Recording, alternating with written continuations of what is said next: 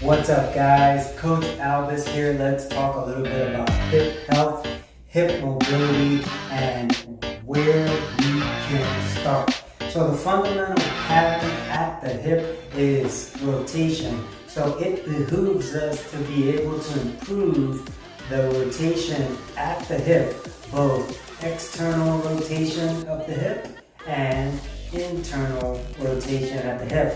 A good place to start is hip cars or standing hip cars. So I have a chair right next to me, getting ready to do some hip cars. So I'm gonna give myself some space. I'm gonna move this chair over a little bit, and I'm gonna give myself some space to anchor down my right arm into this chair, and then this left side is going to be stapled into the ground or rooted into the ground like a tree. So I'm gonna start my hip cars from this side. I'm gonna sweep my foot across my body, and then I'm gonna flex my hip and kind of get into an externally rotated position to begin with. I'm going to straighten out that tibia, and then I'm gonna abduct the hip without moving that opposite hip. From here, I'm gonna internally rotate that hip, bringing that pinky toe up to that same side here. I'm gonna press that foot back behind me a little bit, and then my leg is going to end up right next to the stabilizing leg. To put it in reverse, I'm gonna make sure I press back behind me slightly into hip extension.